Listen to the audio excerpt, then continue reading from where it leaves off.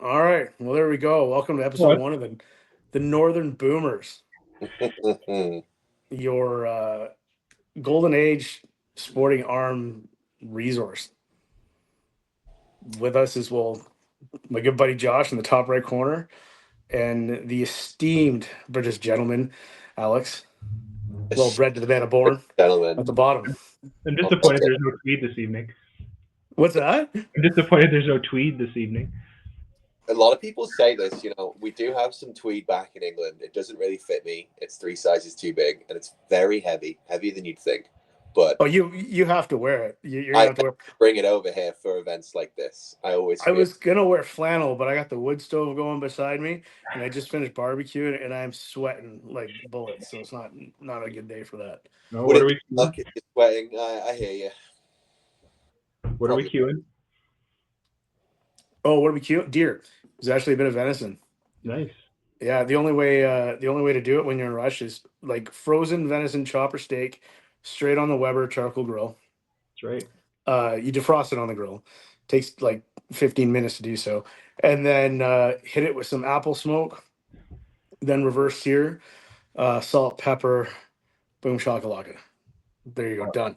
Alex is now in the smoking game, but I mean, he's not a real man like us with charcoal, but I mean, he's trying. He's doing his I've best. done charcoal before. I've done it for fish. I really do a good hot smoked salmon, but I bought a pellet grill. But it was a good one.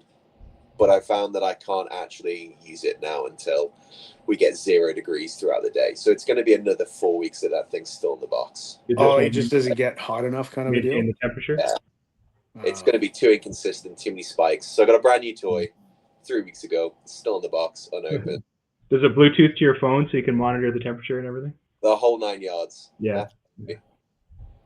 that's amazing. That's amazing. No, I've never really worked with a pellet grill, like a Traeger. You mean? Yeah, so this one, so everyone always asks, right? Oh, if you bought a pellet grill, what type have you bought? And everyone's expecting you to say Weber, Traeger, like the four that people have heard of. This is Yeah. a F, and people haven't really heard of those before, it seems. The way it's different is it's got all the convenience of a pellet grill, a big hopper, and you can control it over your phone. So you can leave it overnight. It's reliable. But they don't have a lot of smoke in the pellet grills.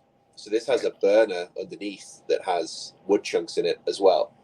So you know how when you're smoking foods, it's only those first few hours of smoking where it'll take on the smoke before that bark hardens up. You just throw lump wood or briquettes in, whatever you want to get that flavor, and it Mhm. makes up for the weaknesses of a pellet grill, right? With no smoke. So I'm excited for it in theory. I mean, that's fun. That's pretty cool. That's pretty cool. I've not done a whole bunch of smoking in my day. My dad has, but um, I don't have the patience. So for me, I kind of, I've just grown into reverse searing fucking everything Oh, it's and a cheat code. putting wood chips on the coals, and that seems to work as long as they're It, not it, wet. it does, 'cause it's really only like the first 20 minutes that it accepts the smoke anyhow, right? You just got to get Yeah. it in there and you get that nice pink ring and then you're good to go. Hey man, like in those steaks, there was a smoke ring on it, and I did ribs yesterday, pork ribs yesterday, and it was the same stuff. Except those were obviously defrosted. That kid had hockey, so I didn't pull them out, so they weren't frozen. But pork yesterday, solid smoke ring, 4 or 5 mil deep of pink there, and yeah, I don't know. I found it's been working pretty good, but you're gonna have to look into one of these Webers there, Alex. Like, and they're cheap. What got me was how inexpensive they are. The Like it's crazy. kettles. Yeah, like they're just a kettle, whichever one you want. You don't they're nothing special, but um, and So it's so easy. I have a story for you. It's quite funny. I used to own a Weber kettle, and I owned Oh this. yeah. And this was when we were in England. We had a tiny little balcony, and we didn't have any space for anything else. So I used that Weber kettle way more than it had any right to. Really ambitious cooks. And it was one of those where you couldn't really heat up the next batch of coals in the chimney whilst being Right. able to cook with the food we were on. So, moral of the story: when we left Bristol, where we lived, and then moved to stay with my parents a bit before moving over here, we put it all in a bin bag, and the next couple of weeks, all right, we're going to use it again. Where's it gone? My mum had thrown it away because she saw a bin bag She lifted it up, heard it was all full of clanging metal, and thought, this is clearly still something to throw away. Put it by the end of the road for the bin lorry, and it just picked it all up and Oh off it. no! Oh no! Blasphemy! Yeah, moral of the story: don't buy a barbecue, small enough to put in a bin bag because you're gonna regret it. Yeah, it was one of those little camping versions of Smoky Joe's or whatever they're called. Yeah, I mean, over here, right, anything normal sized is micro, so sure, but in England, it's a normal size. That's awesome. Jeez, I mean, it's not. It sucks, but that's the way she goes. I'll get it one day. Yeah. Well, actually, it's one of those little ones that got me into it. It was Josh was bugging me like crazy, and we had one up at a hunt camp. I brought it home. So What did you do Princess first? Auto. What did you do first? What did I do first? The Chinese brand first. Yeah, it was a Chinese. It was a no. I didn't buy the one that we were looking at on Amazon, but it was a Princess Auto. I think it was like a 12-inch kettle. It was up at the hunt camp for like the past 13, 14 years, and we never used it once. And I just got, I don't know, I just looked at it one day, so I'm going to take it home and try it. Bought a bag of charcoal at home, and I used, I didn't have a chimney starter, and I didn't have like an electric starter, and I used a piece of like steel pipe, like ducting pipe, like 6-inch duct pipe, and I just put that on top of the charcoal grill and put the charcoal in it and had paper underneath it and lit it. And that's what got it going. Yeah, It worked, and then I just used DIY tongs and chimney. pulled. Yeah, and then used tongs and pulled it away, and I mean, hey, it worked. But I ended up cooking one of the best damn steaks I ever had in my life on the stupid thing, and now it's an ashtray. So that's that story. But no, it's fun. I think like, though, but for wild game, it's hard to beat any of the stuff. So be it like the pellet stove or or one of these Webers. I don't know. I'm finding everything's coming out really good on it. You can't beat it, and with very little prep too. Like tonight, I mean, like I haven't been buying a whole lot of beef since this past deer season, but like it was nothing to rip that out of the freezer and throw it on and away you go. So it was great. Yeah, I'm excited to start doing it. I'm going to do a lot of the stereotypical classics, the briskets, the chuck roasts, butts. It's that age-old joke. My friend said, I can't wait for it to be your entire personality. And you take it slightly personally because it's true, right? You get the white New Balance. 100%. They'll never shut up about it. Some guy I knew from work or through work, he got into working with a Traeger, and then I remember we were talking about it. He's like, "Oh, like you gotta come by some way." But yeah, it'd be great to do something on that barbecue, to do some barbecuing with it. And he's like, "No, we call it Traegering." And I didn't know what to say. I like looked him in the eye and I was like, "Okay." Like, wow, no shit, eh? But yeah, no, it was 100% that dude's personality. So Yeah. Cool. Like the type Cool. of people that only buy one specific brand of truck. Mhm.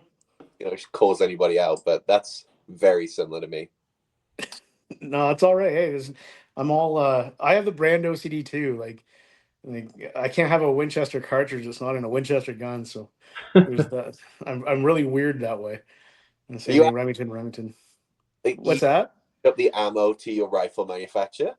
Oh fuck yeah! I'm weird that way. I don't know what it is. I'm really weird that way. Okay. I'm not saying hey everyone like I would never begrudge anyone or give anyone difficulty for having like putting an LS motor in a Mustang, right? It's just you can't. Yeah, I don't know. I'm just weird that way. It's like my Model 70s and 308 Winchester, the 700s and 7 Rem Mag. So they have to. It's just weird. Okay, all right. Hey, you know what? Gassing Glock was gonna be damned to put 40 Smith and Wesson on his fucking gun. So that's why it just says 40 on the side of it. Is that why? That's 100% why. I mean, that sounds petty enough for Gaston. I'd believe it. Well, fair enough. That's a thing. Right then. It's okay if you're having a 270 Winchester Model 70. It's okay if you buy the bullets from Barnes, but the caliber, the cartridge has to be designed by the company making the rifle. Right, like Okay. you can put Remington ammunition and Winchester gun or whatnot. I just didn't like, the data stamp on the barrel saying something else than what was different. I don't know. It's just weird. No, it's funny how we all have those real eccentricities, but everyone has different ones. It's a minefield. I like that. Though. It's a lot more normal than having a Remington rifle and only shooting Remington ammo. That's right. But, yeah, but 30-06 though, I for some reason you can put that in anything. That doesn't bother me. That can be in anything. What would that have been? Was that an Spring- original John Moses Browning creation or not? The 30-06? Yeah. Oh gosh, I don't know. I don't think so. I don't think that was his. I think that was that not like just a military, like an Aberdeen, like it was the 30-03, was it not? And then a couple years later they made the 30-06, and I think it was like a I don't know if it was a Springfield Armory or an Aberdeen thing, but it's there. There's a boomer in me, not knowing what the fuck I'm talking about. But anyway, because boomers do that, right? We talk like you're an expert in everything. Yeah. But yeah, I don't know that I don't think that was specifically a Browning thing. He certainly chambered a lot to shoot it, I'm sure. But I can't say specifically that was a Browning cartridge. Yeah, from memory, I think the Americans either fought against the Spanish or alongside them and just saw their modern round being amazing.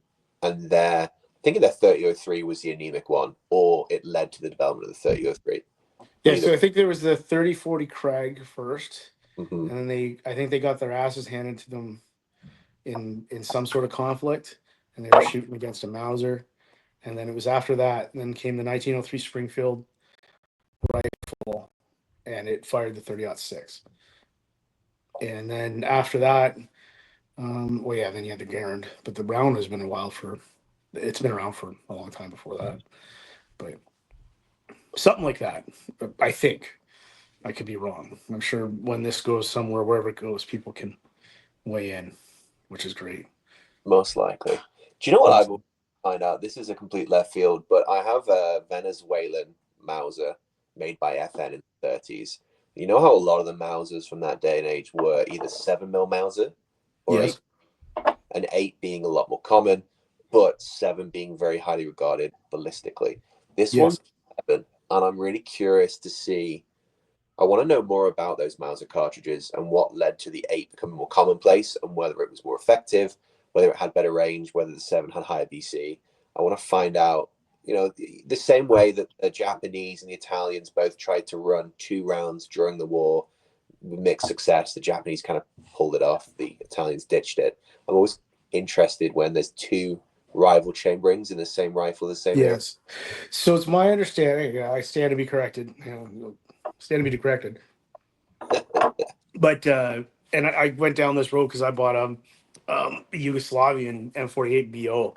So the Yugoslavian Mauser and the BO is without markings, right? So it has no like cartouche stamp on or anything like that.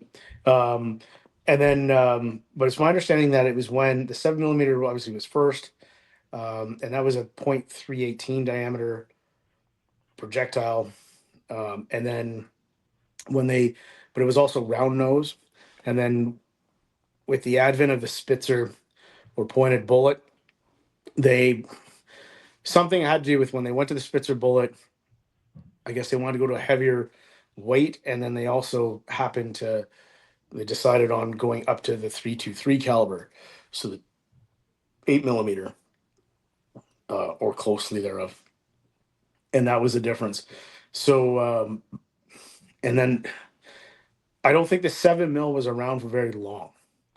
I don't think it was in service for all that long. Not quite as short as maybe like your 30-03 to 30-06, but it was certainly quickly eclipsed. So the danger would be loading and firing the 8mm Mauser. Well, I don't know that it would chamber, because it's a bigger diameter. So that I don't know. Maybe it would, but I guess the danger would be loading and firing the 8mm, the 323 bullet, and the 318 bore. And then poor accuracy with the 318 projectile in the 323 bore. And I'm trying to remember, a lot of people have called it the 8mm JS or 8mm Mauser JS because it has a little bit, but if I'm not mistaken, I stand to be correct on this, I think it's actually in reality supposed to be the 8mm IS, and it's like improved Spitzer or something like that. But people mistook the I for the J, or vice versa, mistook the J for an I. And but I think it's commonly referred to as the 8mm JS in the sporting world. And if I'm not mistaken, it's the J stuck around but that's a common mistake and it just stuck. But it's actually the 8mm IS. It's something like that. Um, I don't know. I get into every once in like it's like once every couple of years I look at it and Mhm. relearn it and I forget it because I'm just full of useless bullshit. I'm the same way. You remember the cliff, Yeah, a high level. It's something to do with X, Y, Z. something like that. So it's something like that. But they're great rifles. I like whichever one you have. Like I was actually looking at getting like an old Carl Gustav Mauser in 6.5 Swede. Uh, just to have a 6.5 caliber rifle of some sort. And I mean they're around. I'm not a Milsurp guy. I've not done the Milsurp. I have one Milsurp gun and that's it. It's that Yugoslavian Mauser. But another one I'd be interested in is like the K31 Swiss. I think that'd be fun. But that's Those very high expensive. grade guns. The six Yeah. still very popular. If you can get Yeah. 11 for the Swiss rifles, they are lovely. Most of them are matching, right? They're Oh near, yeah. the bores are great. One of the best Milsurps ever made, but they're pretty affordable here in Canada relative to everything else. Yeah. I mean, I think looking at like somewhere between like 800 and 1100 bucks for one of those Yeah. K31s, depending on its condition. And then, yeah, as you say, all matching. If you yank the butt plate off, you'll probably find like a tag or of the soldier it was issued to, which is kind of cool. Um, a buddy of mine's got one. He swears like he loves them. And there's actually a Swiss rifle league close to where I am, but they shoot like once or twice a year. And they actually, I don't know if they shot at Borden this year. I remember getting an email. I'm on their email list, but I never shot with them. Um, that their shoots were canceled this year for some reason. But no, those are beautiful guns, man. Like those are pretty cool. They're Yeah. pretty cool. It's a shame now. We're in an environment where GP11 is artificially restricted because of the EU arms export laws. So Yes.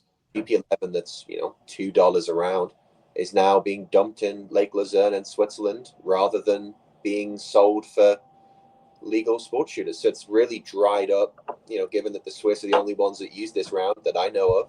It Yeah. dried up the whole supply of it because they weren't allowed to sell it, even though they had millions of rounds of it. So it's Yeah. going to get more expensive. It's heartbreaking, man. It's absolutely heartbreaking. Now he gets away with it. He loads, but he just loads the 7.62 like the 30 cal bullet. Mm. And I made to understand. I know nothing about it, but according to him, is that it's essentially the same diameter, very close to it. And I guess what's different is the the 308 typical lengths are a bit shorter, and the ogive is set a bit back. Where I think on the 7.5 by what is it, 54 Swiss or 55 Swiss, whatever it is. 5. Um, yeah, 55 Swiss. The ogive, I think, is a bit further forward or something goofy like that. So he said technically it might not be quite as accurate. This is again third party, but not quite as accurate as like, well, clearly not as that stuff that they're dumping into the lake somewhere in Switzerland. But he's getting by with just loading 308 caliber projectiles and shooting them. So that's working. But yeah, you don't see much of that ammo. I've seen a little bit of it via email and whatnot come just like that stores. They somehow get a touch of it, but not much. It's it's sad. And then we got Josh's Carcano, which has a self-deploying monopod. Yes, that was a happy accident. That was amazing. that was fantastic. Yeah. Can this Milsurp that you can still buy? What was that? Canada's cheapest Milsurp that you can still buy. It's Yeah, still like what, sub $300, I think. Oh yeah, yeah, it was like 280. So Canadian Tire is like 280, I think too. So That's yeah, cool. they can be had pretty cheaply. The ammo's not bad. What I pay? Something like $36 for 20, something like that. So it's not great, but it's not horrible. That's not bad. Horribly inaccurate though. Like I had like a grouping like this, but I don't know. I have yet to bench it to see what's going on, but Not according to the Warren Commission report. yeah, right, exactly. Well, this is the carbine, slightly different, but Sorry, I couldn't help that one. yeah. Hey, with the executive order signed in not too recent past, it What might are be we pretty going to find out? I wonder. Eh? I don't know. Yeah. I don't know. It'd be interesting. That's interesting. Well, who was it that was the first? The police officer was the first guy in the scene in the Texas book depository, and he had a sworn testimony. He was a Texan, right? Knew his guns, shot all his life.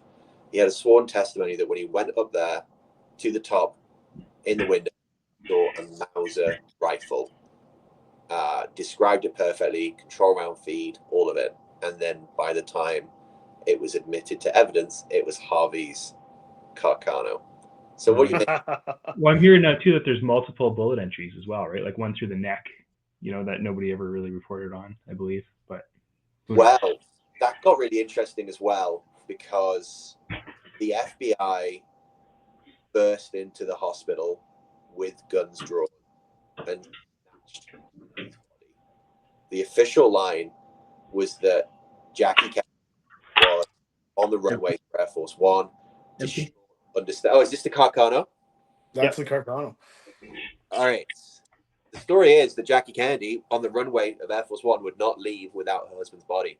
And that was conveniently the reason that no autopsy was done. So the FBI or whoever it would have been kicked down the door of the hospital and took the body, and we will never know. So my sense in that this should be a future show topic led by Alex. I know not. I the best I can give you is a drunken memory of the Oliver Stone movie, but right. that's a that's so this might be a good one. Oh yeah, yeah. Well, yeah, I heard they dressed him up before they took him, right? Like they sewed up the bullet holes, and it wasn't really an accurate representation of what happened. But I don't know. Well, it'll be interesting to see what comes of that executive order. Anyway, Yeah. Who knows? Who knows? But interesting times we live in. Yeah. That's a nice looking rifle, though. Oh, is that the monopod? I should say. Yeah. Sorry. It's highly worn. It's highly broken in. But it does work. Seasoned. It's pokey. Pokey. Yeah. Pokey's good. Any rifle? What's that? Any rifling at all? There's a little bit. There's a hint of it. We get a couple of spins out of her. Hey man, if they're hitting the paper nose first, that's a good thing. Mostly hitting the paper, not entirely. Mostly in the paper. Yeah. The twist rate's just a single number. What's the twist rate?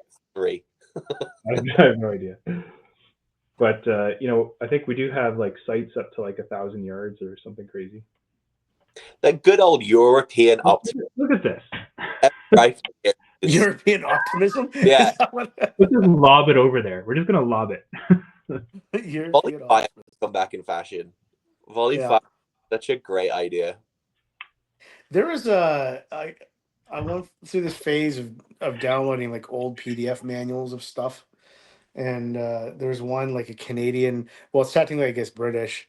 I mean, it's a Canadian publication, but of British like musketry, and for like the Royal Canadian Armed Forces anyway, and they were showing like volley fire, but from soldiers, but to impact beyond a hill. Like so that I guess you'd have like almost essentially using soldiers like artillery. Mm-hmm. So you'd have, I'd assume, some sort of an observer or spotter, and then some distance away communicating with God knows what flags or whatnot, volley firing over like basically into what would be defilade a long way away. So it was kind of interesting to see, like they have diagrams and whatnot of I'm sure it was highly impractical, but it was kind of interesting. Oh yeah, just there in the outdoors with your friends, not a phone in sight, living in the moment. Mm-hmm. Why Maybe not, right? threat of death or dysentery, but at the same time, need to bring that back. Those were the days. Those So were what's the the what's the current state of your ailing SKS there, Alex?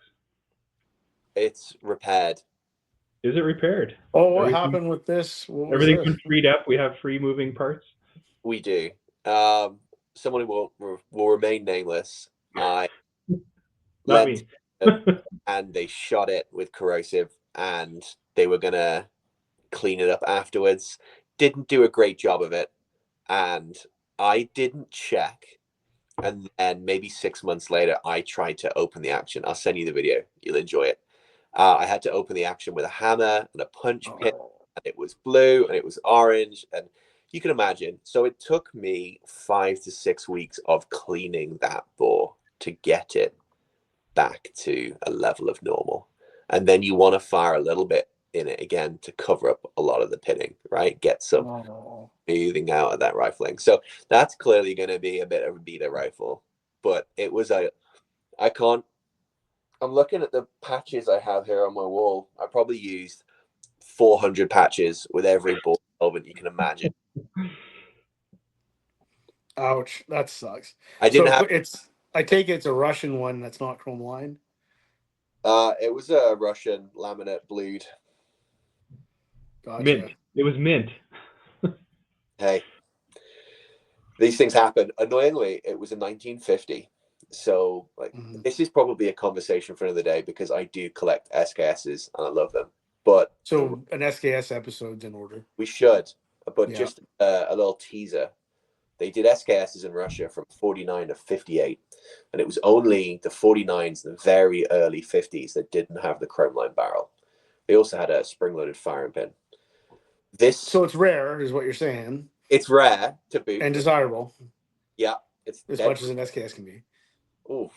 That was a joke. I take that back. They've tripled in price in the last couple of years. Yeah, I know. Like, who would have thought? But wild stuff, man. This is the lucky one of those rifles that was just early enough, one of the only 1950s that didn't have a chrome line barrel. And boy, would that have been useful. Yeah. I've never owned a Russian. I've owned a Yugoslavian, and it had the little grenade cup at the front. And then I owned a couple of Chinese ones over my years. I don't have any of them anymore, but that's all. I've never had a Russian. My goal is to have the 12 Russian SKSs.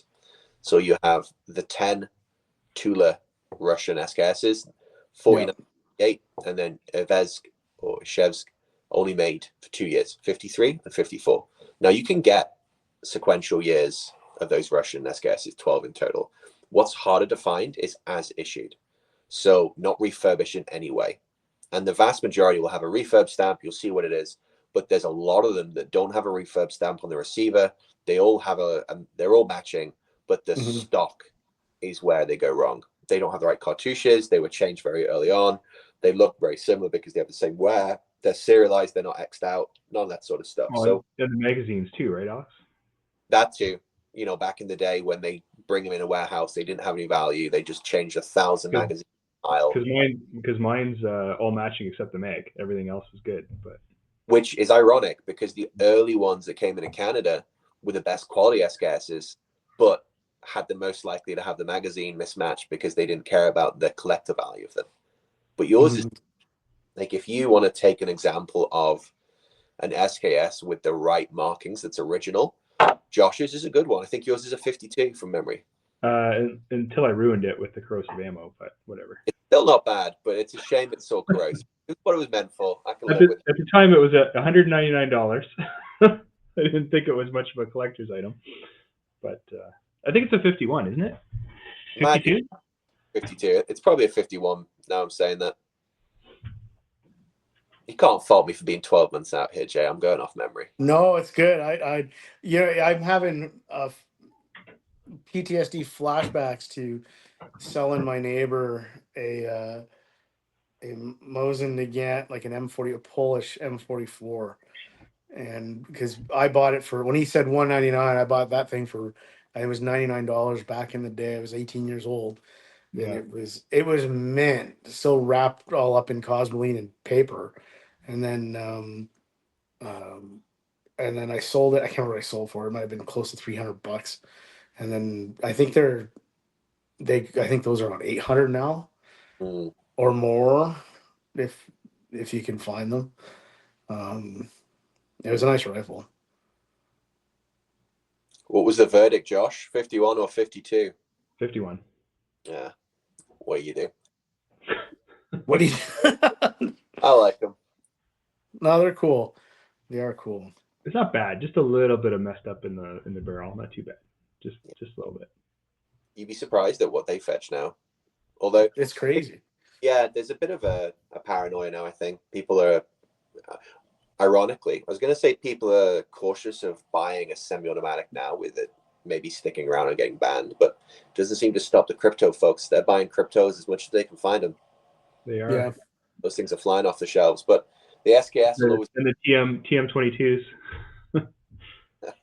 The Darius, yeah. Yeah.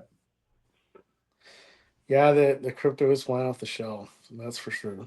Yeah, time will tell. Good. I held some at TACCOM, but I don't know. They've heard a lot of quality control issues potentially. On the finished rifle or the receiver set? I think on the finished rifle, I thought. That'd be interesting to hear about. I remember. I mean, I don't know. I've not kept up with much of like the Canadian cottage industry of AR stuff. I didn't realize they were from Windsor, like Crusader Arms. I didn't know that's where they were. It's not that far away. Yeah, it's not that far away. I haven't heard any problems with them, but not that I've been paying attention. The best thing the most most I've seen of them was like that Womfat guy. He ended up making like a precision version and was shooting out to like 600 or 700 yards or so. Oh, speaking of precision, I was asking you if you listened to the last Rimfire, since we were kind of chatting about that before. Ryan Stacy was on there. Did you hear about his Deuce 2.0? It's a Precision 22 based on a 700 Remington 700 platform. Yeah, they have the 700 footprint. Yeah, and it's cool. I'm a fan of the Deuce. I looked into it. I was actually for a little bit there. I was gonna look at getting into one. The thing that gets, I mean, I think they're great, and I love that it's Canadian made, and I love that he's making barrels for them. I think it's the best thing on the planet. That's super cool. It's just a lot of money. Yeah, like $2,000 for a 22. It's a lot of money. Yeah, it's something. I think that was for the receiver too, like almost $2,000 just for the receiver. Yeah, and then throw another like an $800 barrel into it or more, and a chassis, so that's another $1,500. And if you're gonna do that, you might as well put the best glass you can afford. Well, I couldn't afford it anything after that, but the best glass that you can get. A hawk, throw a hawk on it. Throw a hawk, yeah, a little hockey on there. That'd be great.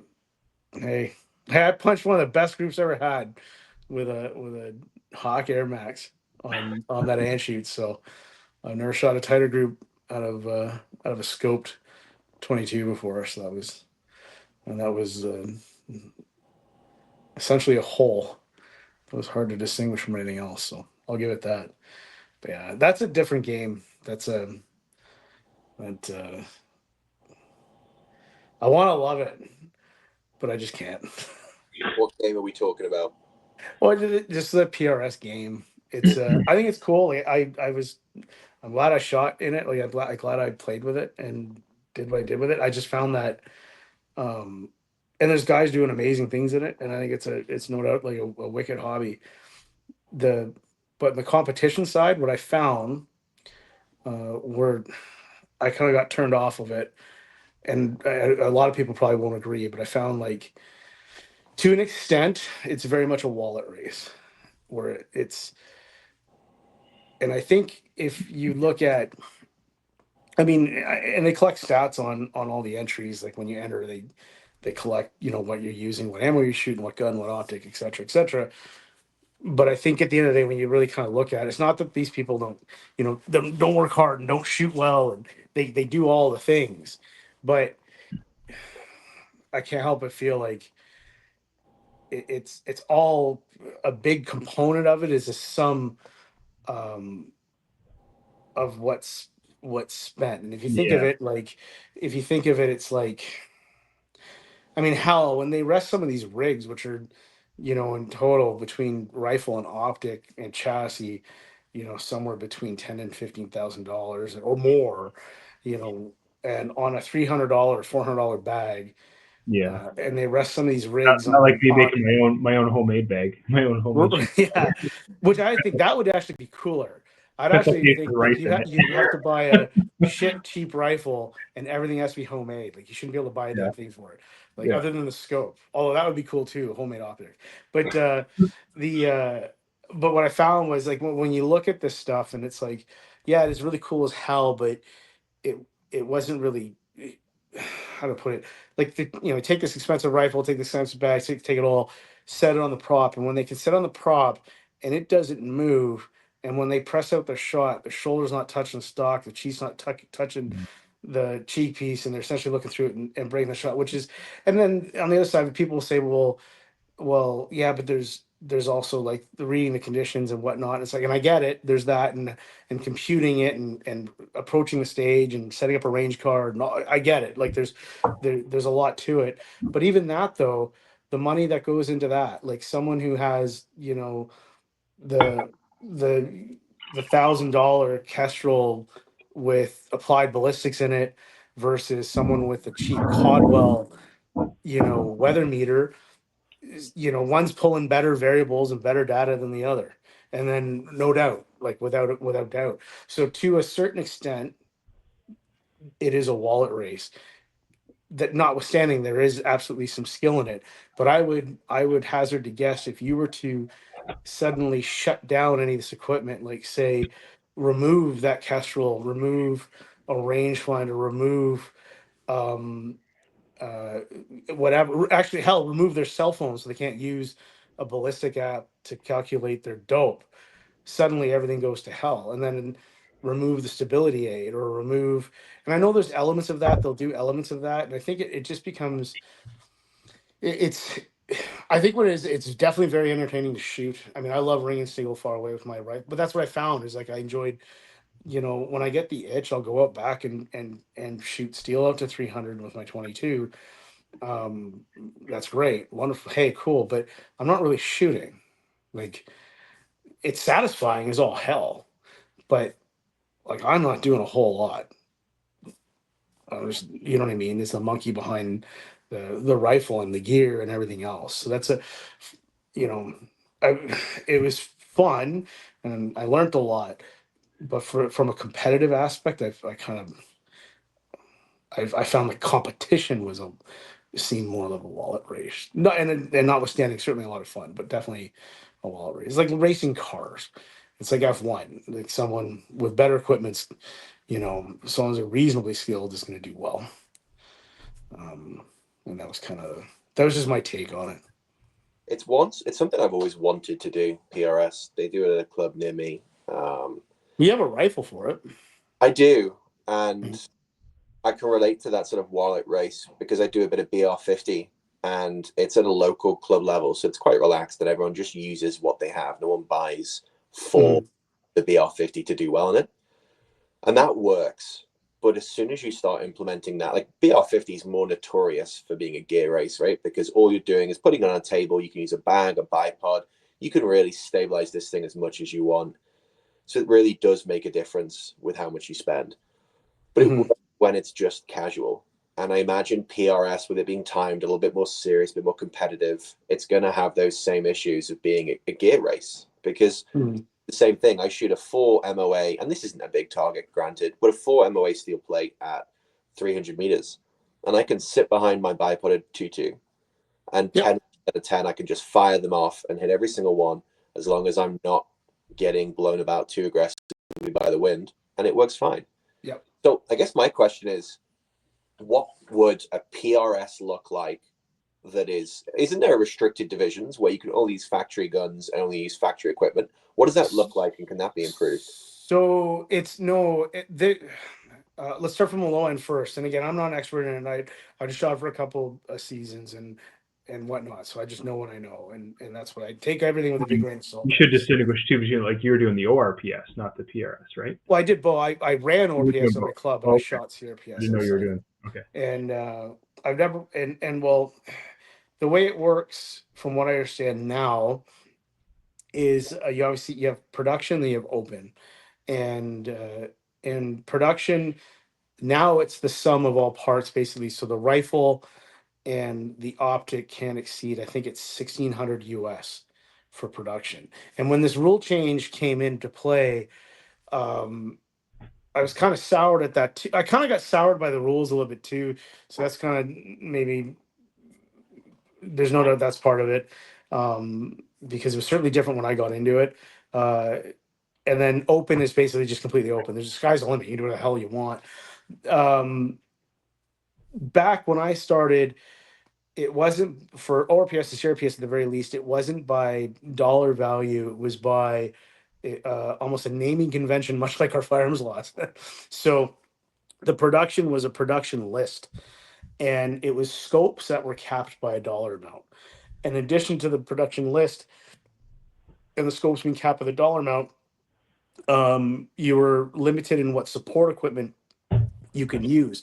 Like you could only use one bag for any given stage. You couldn't use more than one bag. Whereas in open, you can use multiple bags, tripod, whatever.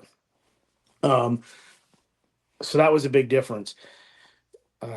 What kind of bug? Like, I guess the thing that, again, with the rule changes and whatnot, and it's not relevant to PRS today, but when I first was interested in shooting it, I was just going to use my Browning T-bolt and a chintzy, well, not a chintzy scope, but like a loophole scope that I had for it. Whoa! But that, yeah, that would have put me. What are we running normally? Well, no, that's just my hunting gun. It was just a T-bolt sporter with a loopholed rimfire scope with MOA graduations. Like it was not it would not be competitive at all. So here's the thing: that rifle, that T-bolt sporter, wouldn't have been competitive at all. But technically, it was an open rifle because it wasn't on the list Oh, okay. of what a production gun was. So like everything in production would have kicked my ass 7 ways from Sunday once again, because you wouldn't reap the benefit of stability, the optic technology, et cetera, et cetera, et cetera, et cetera. But that gun was technically an open gun, but it would be horrifically uncompetitive in any category, right? So that's kind of what I kind of cocked my head at that rule. And okay, so I bit the bullet. I bought a gun and optic extra that all fit into production, shot that. Next year rules change to where now, okay, that gun would now be representative of the extreme low end of production, and a whole whack of dudes from open suddenly now are put into production because of the equipment they have falling in within the $1,600, the rifle and the optic combination falling within the $1,600 limit.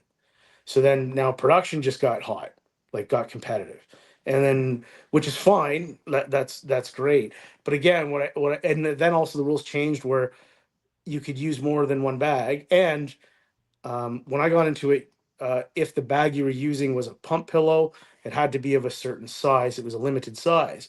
Well, that rule went by the wayside the following year. So the production legal pump pillow that I bought, well, now is at a disadvantage because now you can use any fucking size pump pillow that you want. And then it got down to, well, here you're shooting a lot of stuff like bags, pump pillows, tripods, etc., using tripod for support or however you want to game it. And it's like, honestly, for some of these guys, some of the setups, it's akin to hovering a mouse cursor over a pixel and pressing the mouse button without moving that cursor. So it's like, at the end of the day, like you said, that this is where it turns into a wallet race. You're not necessarily seeing the shooter's direct skill. You're seeing the shooter's ability to set up a rifle, not read conditions because they have a machine for that. Then so you're seeing, the shooter's ability to buy this equipment, the shooter's ability to use the equipment, get a calculation in their app from the equipment, write a range card, shoot their range card, and as long as the conditions are right, have great success. And that's this is the thing, like, which is in of itself, it's not that it's not challenging. It's very challenging, but it's not the shooting that's challenging. And The shooting's not hard. The shooting's freaking easy. But like Yeah. in other sports, shooting is really hard. And this is the thing. Like and then I find like the way things kind of get stigmatized, not stigmatized, but the way the layperson's first impressions of things are kind of funny, because then some people might look to like, okay, Olympic match rifle shooting as, oh, there's a lot of equipment in that. But what they're not seeing it like, oh, like if someone uses a shooting jacket, the the first reaction of anyone who's not ever used one is like, well, oh, that's just an unrealistic stability aid. That's not realistic at all. It's like, well, no, hang on a second. There's different types of shooting jackets. If it's an ISSF one, that doesn't really support you that much at all. That just kind of makes it even from like, because clothing changes things. So it's just a way to say that everyone has the Level same of advantage or platform, yeah. disadvantage based on what they're wearing.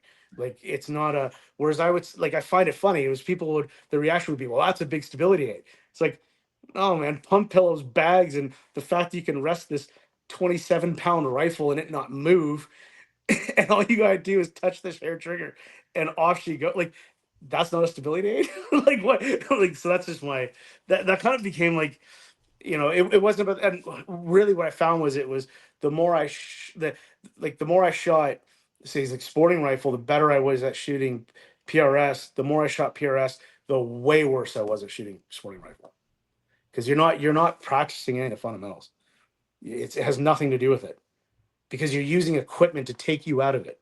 So the more you can pay, the more money I can pay to buy this, whatever, the more of me I can remove from this whole equation as much as possible. Like, hell, it should almost become like, let's make a robot that has like a Kestrel on it and whatnot. We'll drive it up the range with its little turret, and I'll control it from a laptop. And I'll shoot. Like, it's all like, I don't know when we get there, but if there's one felony worth doing, that one sounds like it's. that's why I want to go girlfriend. so don't mistake what I'm trying to say. It is cool as hell. Like, it is satisfying as all get out. There is lots to learn. And it is challenging. It's not that there's no skill involved. There certainly is. It's just it's more of a culmination of all those things. To me, it'd be almost like racing cars in a way where things aren't as strictly regulated. Yes, there's skill, but a more powerful car is a more powerful car. And that's just it. Like, and if you have the money in your pocket to buy that equipment, then you're all that much more ahead if you have the wherewithal on how to do it. That's it. Yeah, I wonder if that $1,600 combined cap with the rifle and the scope, if they're going to mess with it, maybe not. But I wonder if that's going to make it a little bit more consistent, accessible. Far better than doing it on a rifle approved list at the very least. So it's $1,600 US, and that's just the rifle and scope. So it's like, so what you'll see is, again, like, you'll probably see like a scrum tier, $500 for everything. That would be like, this is my thing. Like, I would love to see, but again, I find more and more like the stuff that I would love to see, or the things that I'm interested in, or the things that I would like to buy, I don't think is what the masses want. maybe.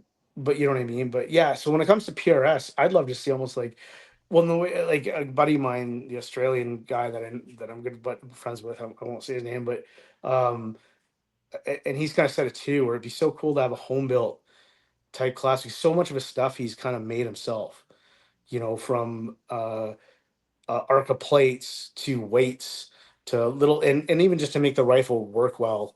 He's done a lot of kind of home, kind of Bubba gunsmithing kind of thing. And there's something to that where it'd be cool if you could, take a $500 rifle and say like an $800 optic, and everything. Can't use anything unless you make it, like a bag unless you make it, a bipod unless you Love make it. it. I'm in. Let's go. Well, yeah, like, it'd be kind of, I don't know, like, I mean, that would be kind of a sling unless you make it. I mean, that'd be kind of interesting. But the same token, it's like, I don't know. I find, and more often not when I shoot like on the properties that like here, or up at the hunt camp where I can really shoot at, it's satisfying, but it just gets old quick. And it's like, I don't know, I'd rather do the same thing. Like, Josh and we both have the Savage Mark 1 or the Mark II FETs. I mean, and do the math on it, you'll find it's 0.05 mil for every click. And that's cool. So like you at least know what you're turning to, and use your sling and shoot the same targets that, out to 300. Well, not quite in that case, not quite out to 300 because they get awful small with them iron sights. But like a 2x2 plate at 200 yards is pretty tiny. But and a 4x4 plate at 300 is pretty tiny. But it's still fun, I find, just to grab a sling and shoot offhand with sling support only from various positions and ring steel. I find that, and I just kind of think like it. You to shoot like a $300 to $500 rifle and do well, then Yeah, have a $1,000 rifle. Like it's me, it's not the gun, right? Like that's what I learned. right. That's what I mean. Like it's that's what I say. Every time I do a Mapleseed, and I try to do at least one a year, I kind of think of it, like the Swiss would qual every year. So I don't know. I just think it's like a qual in a way, for shits and giggles. But I bug the crap out of Kelly to start a sport because it's just, I don't know, just to me, because in the thing like that, here's the thing. It's like if you were to turn Mapleseed into a competition all of a sudden, well, a lot of this equipment, it wouldn't aid you at all because you're shooting offhand, you're shooting with just sling support. So now it's okay. What's important? Well, just a really light sporterized gun with a 4-power scope, maybe to 6-power tops. Because after that, it's hindering you. It's not helping you. Um, like something like that. But the downside to it is that where it won't draw interest is that it won't draw the interest of companies because, well, Yeah, it's not a gear race, right? yeah, So it's no different than a sporting rifle. Oh, there's not much interest for it. Yeah, because it's really fucking hard. Uh, it's not fun other than the self accomplishment of being able to shoot really really well. You're sore after like, yeah. and at the end of the day, no company will get behind Ammo us. companies. That's about it. Just ammo companies. Ammo companies, really. Well, Yeah, yeah, that's the only thing you're consuming, right? And out yeah, of that, like, you really need to buy anything yeah. because it's hell to such an extent you cannot now really buy a new rifle other than one to shoot in that sport. Like, there's just one now that's Yeah. newly manufactured. Other than that, you're buying it. You're looking in the used market. So that's what I found. Like, it's fun, it's satisfying, it's whatnot. But as far as competition went, um, the way I looked at it was like I I could shoot well to my equipment. To go further would require spending a lot of money, and that's where I was just like, no, I'm not interested. Yeah, it's because then and I found it's not about how well I can shoot. Now it's getting to, well, how well I can buy and manage my equipment. And then You've really planted a thought in my head. And you know how you mentioned very similar to the cars and the car race yeah, and Formula One. Top Gear was a great show back in the love day, it. right? One Yeah, of and what people watched it for wasn't how fast does this Ferrari go or this $1 million Bugatti. What they watched it for was we have $200 to buy a shitbox. There's a million of them out there. We're all going to buy a different one. And how can we take it to the limit, to different challenges? Will it even survive? And how will those? You're never going to get what you want for the money you spend. And so, what do yeah, you on? How badly does it bite you down the road? That concept would translate so perfectly to a Well, 20. TGS Outdoors does that, does he not? oh yeah, but Didn't- I like that is super cool. That gets Like me that, so excited yes, as a me concept. too. And that's what I found. I didn't find as satisfying as hitting steel in that fashion is. It doesn't get me excited, and that's why exactly to what you said. That would make me a lot that would get me a lot more excited if they came out with a league that's like, Mm. something like that. Okay, we're gonna, well, then you could, I mean, that would be a blast. Like, Okay, so go find $100 we're rimfire shooting rifle. coolies, is what you're saying. We're doing coolies. Yeah, well, and then do like the cheapest ammo you can find. So With you have Thunderbolt. whatever rifle you want, but it's got to be Yeah. dirt shit Coolies cheap and ammo. Thunderbolt. Like, I don't know, but exactly that, man. It's just, and going to enough of the shoots and different events and meeting a lot and there's phenomenal people. Let me tell you, like, there's some amazing people in the sport. So I don't want anyone to get the wrong idea because I don't want to, I'm not bashing this sport. I think it's a wonderful hobby. I think it's a great sport. And I think it's got a lot of traction. It's amazing.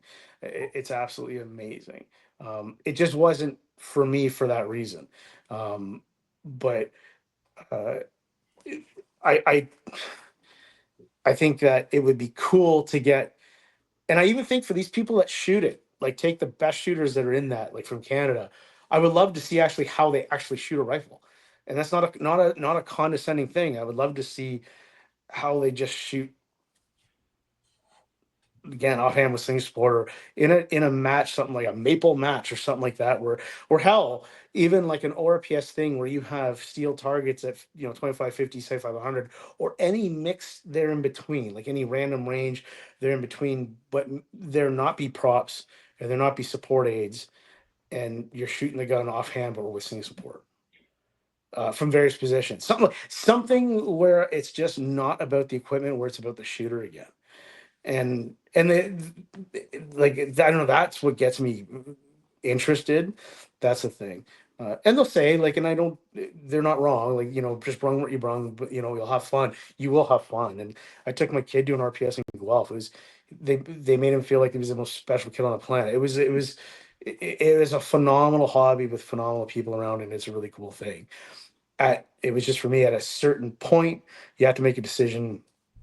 Is this where I'm going to invest that kind of money to further myself? And then it was, wait, if it's about furthering myself, why do I have to invest that money in the first place? That's That fair. was it. Like, you know what I mean? That was it. I think we just need to start this budget league and flesh out what this looks like, because we've talked about the problems with PRS, and I wholeheartedly agree with you, but we have the solution right here. If Oh, we hell yeah. I think it'd be great. PRS, LSBA, BR50, and silhouette, you have to All buy, combined. you have to do each of those disciplines as intended, and the aggregate of how well you shoot each of them and how well it performs in all four of those disciplines, or whichever ones you want to pick. But you want that sort of spread. Some rest, Yeah. some freehand, some fast, some slow. I think that would be I think that's the best thing. Like, the US does a thing. This is what I talked to Kelly about, was they do. I was trying to bug Josh to go with me to Ohio. Is their civilian marksmanship program at their nationals every year, and it's not just at the nationals. They call it Rimfire Sporter, so not to confuse from the Canadian one, but it's essentially like an apple seed or a maple seed, except they shoot it to 50 yards, and from and then to 25 yards. So it's 50 and then 25 yards. And I think it's very like national matches esque. So it's like 50 yards slow fire prone, and then 50 yards rapid fire prone, and then I think there's a kneeling or sitting at 50 yards, I think. And then you go to 25 yards and you do a slow fire sitting or kneeling, and then then a rapid fire sitting or kneeling, and then a standing. And it's I think there's 6 targets. The seventh one is this for sighters. You shoot, I say it's like 50 rounds by the time it's said and done. But that's in their natural matches. Now that might be a little bit too bullseye-esque or too to capture everybody. But I honestly think, like, what match I really love, or the idea that I have, that I wish Mapleseed would do, is you take the stage 1 Mapleseed target, so the biggest one, and you put 4 of them up per competitor, and you need 100-meter range. And for stage 1 standing, you shoot just one of those targets standing with the same time constraint. For stage 2, you go back to 50 meters, and now you're doing it's the standing to sitting, and you shoot 2 of the targets, just like you would in stage 2 of the Mapleseed. But instead of it being a reduced size target, you're shooting the actual size target with a rimfire rifle, but at the increased distance, an extra 25 meters, so 50 meters. And then stage 3 would be the standing to prone with 3 targets, and stage 4 is just the prone at 100 with the 4 targets. So you're shooting the actual big one target they have, but at the real sick distances, having to deal with trajectory, et cetera, et cetera. I think that would be a wicked competition. That would be. So it's basically known distance Have you seen them, rimfire. Alex? Are you familiar with the Mapleseed targets? Yeah, I I have to can get one tell you if. what, I was gonna say I think I've got one over here. You got one, Josh? I'd love the visual illustration. Here's one we made. Yeah. But what a great, like, I think that would be one of the coolest. I would love to do that, to the extent, like, now I've not tacked the paper up, but you would need 4 of those per person. So that okay, those So are. here, Do you have your actual this is map? what The we, actual this is what we mass start target? with, right? And then I've got Yeah, that's a training target. that's Do training you have target. the actual scoring target? Yes.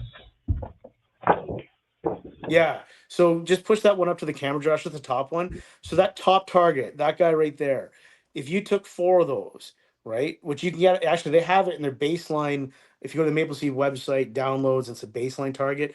You can print that off, just that big one and a couple of small ones. But if you put 4 of those for competitors, stage 1, they do exactly that. They shoot their 10 bullets into that standing. And then for stage 2, you just march them back to 50 meters. They're shooting 2 of those big targets at the top, but they're shooting it just like they would in that course fire. Stage 3, go back to 75, and you're shooting 3 of those big targets, but actually at 75 meters. And stage 4, you're shooting 4 of them, all 4 now your targets at 100. So you shoot the Mapleseed course of fire, but at the actual distances scaled out for rimfire. I would just call it like a maple match or something. I wish they would do that. Something like that would be so much fun. That would be great. Yeah, Have I is you had a budget for this sort of stuff that you're going to build out a division. What would you do with the gun and the scope included? 200? Is that too harsh? To me, so this is the cool thing. I think for this, you wouldn't have to, because you really can't garner a big advantage based on cost. Because at the end of the day, like from with the experience that I have shooting offhand, um, y- spending more money on a rifle isn't going to necessarily make it that it's better. Like a good accurate rifle certainly helps, but all the rifle that would be applicable at sport would be like just a Well, lightweight sporterized rifle. I mean, I patched Um, a $300 Savage, so I mean, that's what I Right. mean. Like, so I don't know, like, would you, okay, let's say, would you take the $10,000 PRS rimfire rifle with the 1.25 inch zero taper barrel and a $4,500, Vortex Razor Gen 3 on it and shoot that and be competitive? You actually wouldn't. I would argue that that would be more of a hindrance in that, trying to shoot that offhand, than it would be if someone had, a decent rifle. I think where you'd have to break it up would be between manual action and semi-automatic Mm. is where you'd have to separate the two. I Because hear what you're saying, but that doesn't give using what you have ethos doesn't give me an excuse to go out and get a new rifle, does it? well, that's the thing. It's like, well, that's true. Using what you have doesn't give you that excuse. But the beauty of it is that you could. I truly think you can shoot that with anything. The biggest thing you want to have a decent trigger. That's certainly going to help you out. But you wouldn't need to. I don't think you need to spend. I think the guys that, and this is the thing. I don't begrudge anyone. If buy what you want. Like, it was so cool to see those rifles in PRS. I thought they were amazing, and to be able to shoot them, I thought it was so cool. They were really, really cool. I wouldn't begrudge anyone from buying it. All I'm trying to say is that I think in a sport like that, you wouldn't have to. And if someone wanted to, all the power to them, be part of the sport and enjoy it. If someone wanted to show up with a $4,000 22 and a $2,000 scope on it, all the power to them. The difference being is that I don't believe in a sport like that that money is going to offer that much, like $4,000 or $6,000 of an advantage over someone with a 1022 and a BX trigger and a decent scope. Personal, like, do you know what I'm getting at? I don't think it would make that big of a, Oh, I agree. Yeah, yeah, that kind of an advantage. And then, yeah, man, like that's, I wish there was something like that, I do too. almost like, because then it wouldn't be like the downside, like sporting rifle, the LSBAs, etc. Is like, yeah, in the hunting rifle class you could shoot anything. That's the true rung what you brung. But for someone to get into then a rifle that qualifies for sporting rifle, there's a cost there because not many rifles in a closet qualify for sporting rifle. It has to have, I mean, there's certainly size and weight constraint. The weight constraint's a big one, and then the sights problem is another one. Really, there's only, like I said, one new market on the rifle on the market now, which is a Savage FETs. There's no other new firearm on the market that would satisfy all the requirements. So at least the downside to sporting rifle is that someone does have to go out and actually buy a rifle. Whereas something like that, I think that you'd get everyone showing up with whatever they have. And The idea I pitched to Kelly was have it just administered at the club level and just sell prize packs. So have nothing to do with running it. Just sell on your website merchandise like patch sets for first, second, third, first lady, first youth. Go. And then as a club, as a guy at a club, I can go online with my credit card, buy 5 or 6 prize packs or patch packs for the events, run a maple match, and hand out patches as prizes and move on. And then if someone wants to do like a big leaderboard somewhere, like I think it'd be cool to even just see like a leaderboard for Mapleseed scores in general. I think that'd be pretty cool to see, but because I just think it'd be cool to see. But like it's just I don't know, something like that would be cool. There's Nice. my rant. I gotta shut up now. No, I follow you, Josh. I'm sure you think the same way that 2.2 rifles are at their funnest when they're brought back to their roots. When 100%, man. simpler, often offhand or short distances. We all started with a 2.2 for a reason, and it's so accessible and it's so fun. And I don't blame when people get a bit older, they have an income, they want to dial up the gear, they want to dial up the competitiveness, that they go to a 2.2 and they do that, particularly when you don't have 1,000 meters to shoot. But there's something really pure about simple, basic 2.2 shooting and marksmanship, because so much now is speed focused or gear focused, and to just focus on the fundamentals again, the stuff that we really enjoy.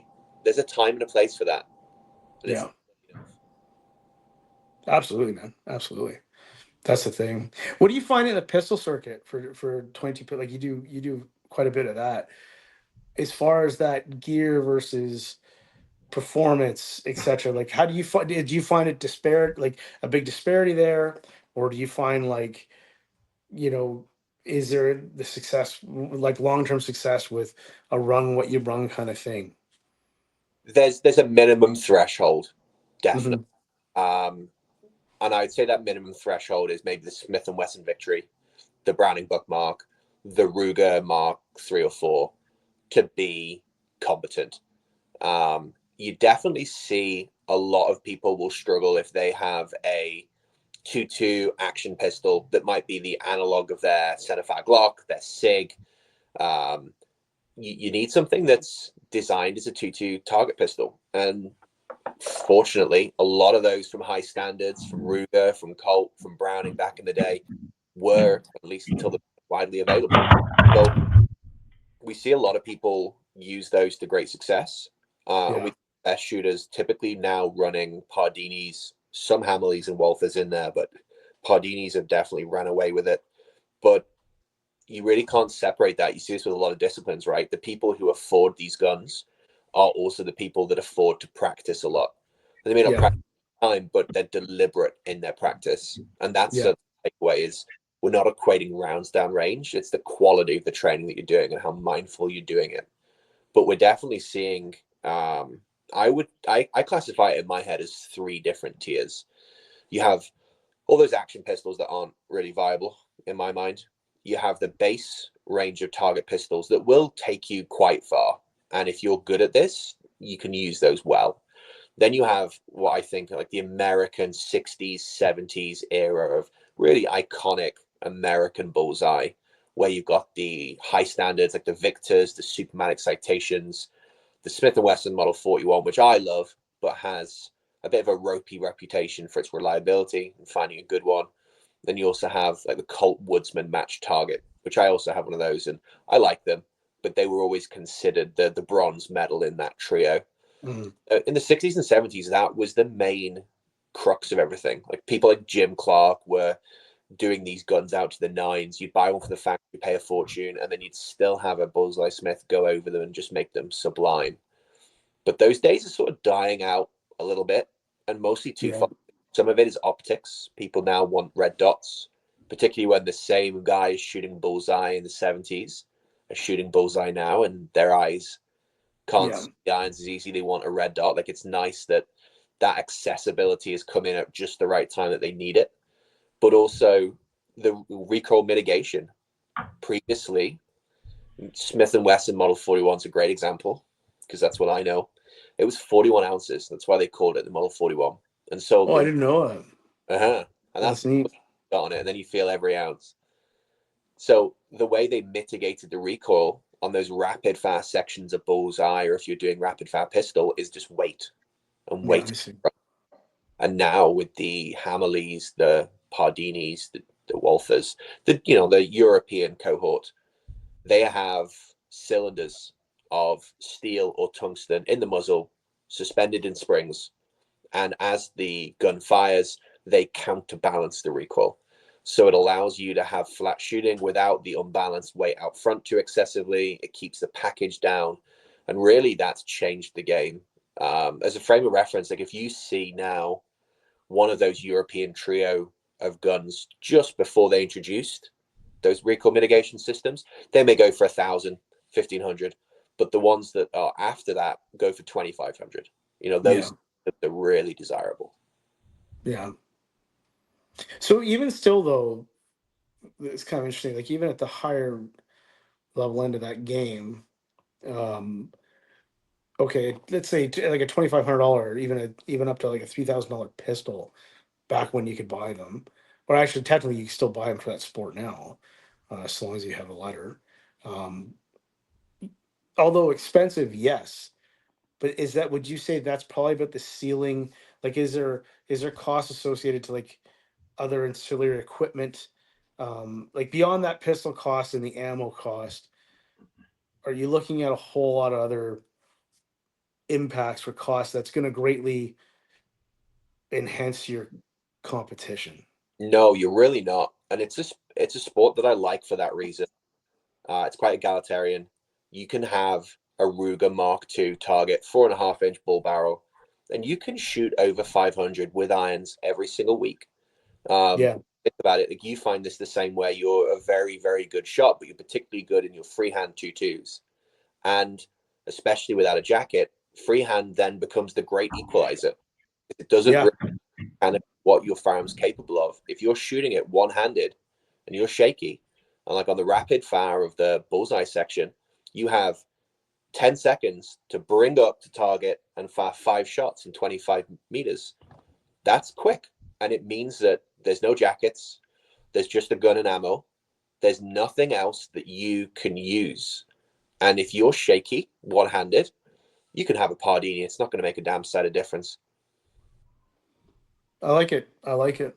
Well, I just think too is like that's not albeit sure, yeah, there's $3,000 not cheap, but there seems to be at least like a cost ceiling there. Definitely at that top end. Do you know what I mean? And that's another thing that, And that, again, it's one of the things that kind of spooked me out of that other sport. That's all I'm trying to say. well, I compete with a Model 41, which people are going to hear ad nauseum. So apologies, but I love those guns. They're very nicely made. They're out of date now, but you could pick those up pre-ban for $700-800 if you shop well. Yeah. Now, Italy, you kind of want to spend the time to find a real good one rather than anyone. But it's one of those disciplines that you can drop $700-800 into it. If you want to throw a Bushnell TRS 25 on for another $60, you're fully in under $1,000, and you can compete at the higher level. I'm at the moment pushing AA. I shoot in Ontario Intercounty Hang-On League, OIHL, great, Ontario local league. But you can be really competitive. And some people will have a scope that they'll attach to their shooting lane so they can see what they're shooting as they shoot it. I've never really seen the value of it. I think it's questionable how that gets into your mental state, because it's going to sound strange, but the closest analog to bullseye shooting I found is trap shooting. 5 of you in a line, and if someone misses that bird, all of a sudden everybody down that line sequentially starts to miss, right? You've been there, you've seen that. There is such a mental element to the game that I don't know why you'd want to check your scope to see your shots or give yourself another reason to be concerned about your gear. You want to try and put all of that out of your mind when you're shooting. No, that's definitely it. And it's the mental game's huge. It's definitely huge. Definitely huge. Did you just start up a league there at the club with Josh? Because you did your pistol night the other night.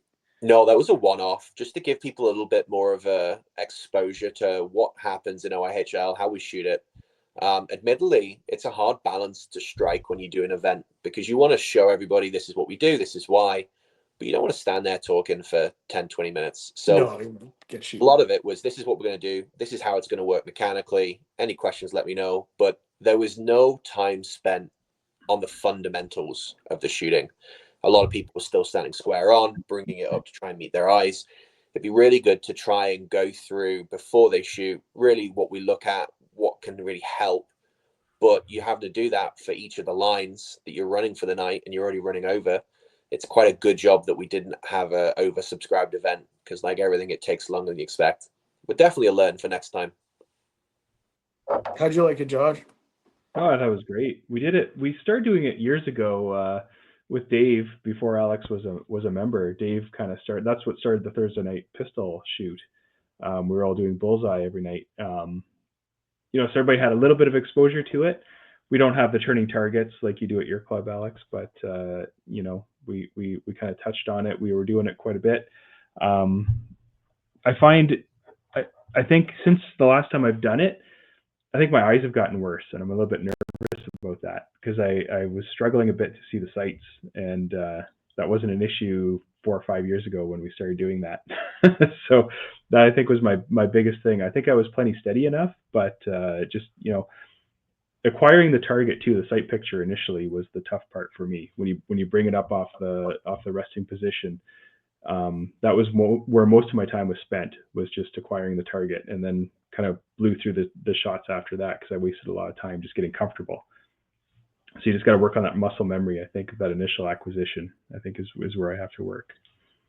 But you see that quite a lot.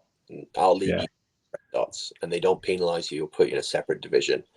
And they're a big asset. I found that my scores went up about 35 points out of a total of 600 when I swapped to a red dot.